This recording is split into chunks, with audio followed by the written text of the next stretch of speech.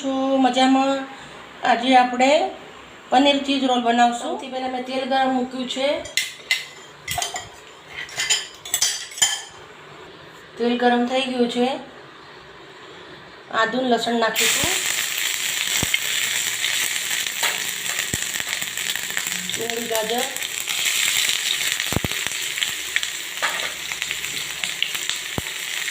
લીલા મરચાં તીખા સમારેલા, લાલ કેપ્સિકમ છે,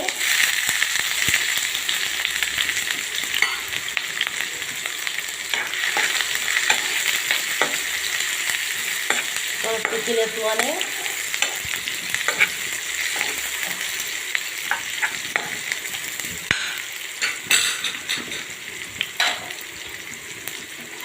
હવે થોડી કોબીજ નાખીશું. બધા શાકભાજી એકદમ પાતળા ઝીણા સમારી લેવાના.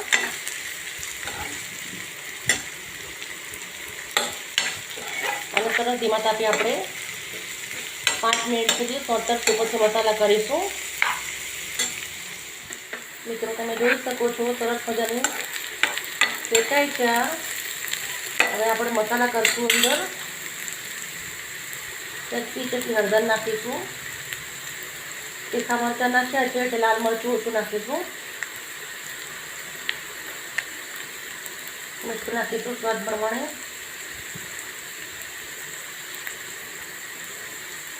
ધાણા નાખીશું સૂકા દળેલા.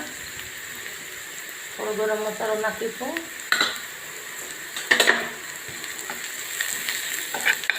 બહુ સરસ શેકાવા દઈશું.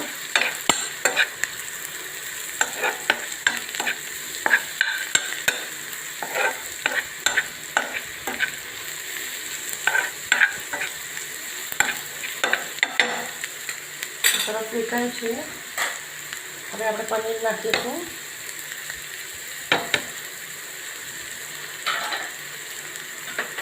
એને પણ મસાલા ભેગું મિક્સ કરી લઈશું.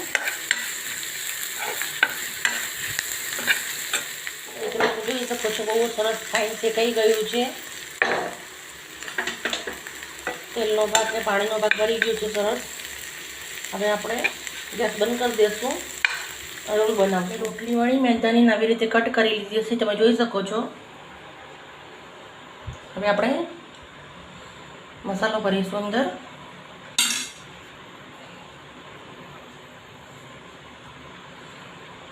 મેદાનો લોટ થોડો પલાળી લીધો છે પાણીવાળો હાથ કરી લેશું આપણે.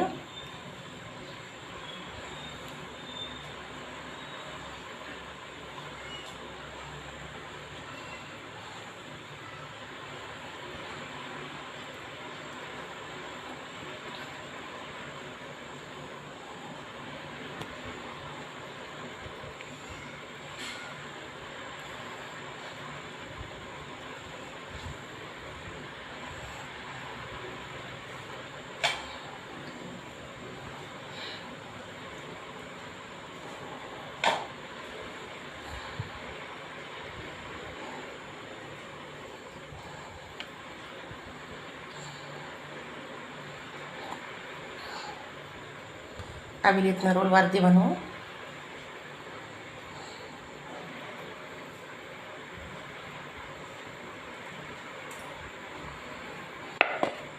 મેં રોલ વારીને તૈયાર રાખ્યા છે. હવે તરશું આપણે રોલ. તેલ ગરમ મૂક્યું છે, તેલ આવી ગયું છે. હવે આપણે અંદર રોલ મૂકીશું તળવા માટે.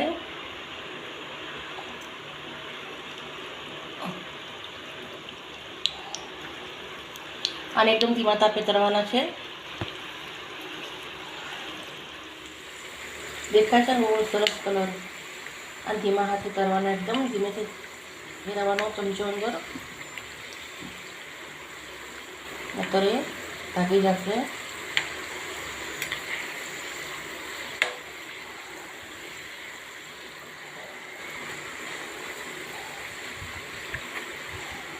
તમે જોઈ શકો છો બહુ જ ફાઇન કલર આવ્યો છે આનો.